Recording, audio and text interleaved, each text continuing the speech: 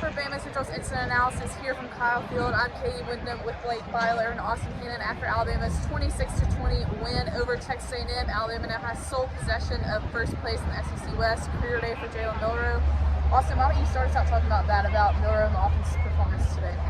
Yeah, I mean, we kind of talked about it all week. Everybody's been talking about it. A&M's got a great defensive front. Obviously, we saw that. I think Alabama finished with 13 rushing yards. If you had said that before the game, you're probably not feeling too good based on how the passing game has been. But not just Jalen Milroe, but Jermaine Burton, both of them career games for Alabama. Burton nearly 200 yards, Milroe way over 300, I think, by the end of it, 320. So the passing game worked finally. Something clicked. Bond got in on the action too.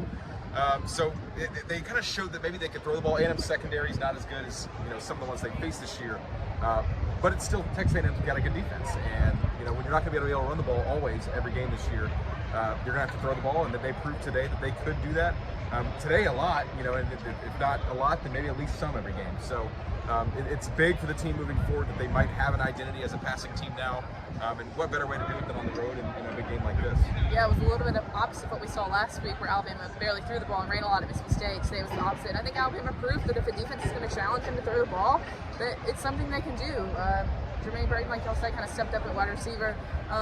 But Blake, Saban said that maybe the key turning point in the game was Caleb Downs' interception. Just talk about some of the big plays that Alabama had on defense and special teams that maybe swung the favor in their momentum. Yeah, there were a couple times. The one that Saban was mentioning was Jalen Milroe threw an interception in Texas A&M territory, and like 3-4 plays later, Caleb Downs comes up with an interception to give Alabama the ball right back. Saban said in the press conference after the game that was kind of what shifted the momentum of the game. Was I think early in the third quarter. So from there on, Alabama kind of kept the momentum and ran with it and ended up pulling away and winning the game. But then even later, Alabama had the ball up 7 with a chance to go down and maybe go up 10 or even 14. Jermaine Burton gets a catch. He fumbles also in Alabama territory. And Alabama, I think 4 plays later, gets a blocked field goal that they return for a touchdown. Chris Braswell blocks it and returns it.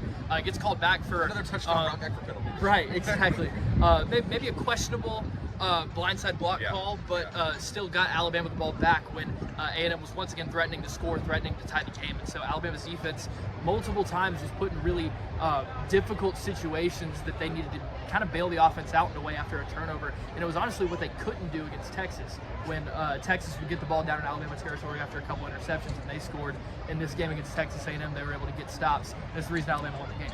Yeah, I thought it was a really interesting post-game from Saban. He comes in and says, y'all want the good news or bad news? He was obviously pretty heated about that last series when Alabama kind of inexplicably threw the ball on first down after they could have just run the clock out, but he realizes it's an issue and is going to fix it, obviously upset with penalties as well. But he said this might be a record game for him in terms of winning the game with the amount of mess-ups they had, and that if Alabama can clean those things up, they can be a really, really good team. And I think we've seen pieces of that all season. Today we saw the passing game.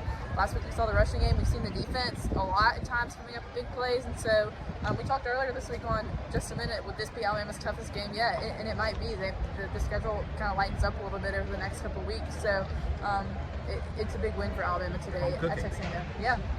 Don't have to go on the road again until I think November 11th at Kentucky or something like that, mid-November. But that'll wrap us up from Kyle Field. For Austin Hannon and Blake Byler, I'm Katie Windham. Thank you so much for watching.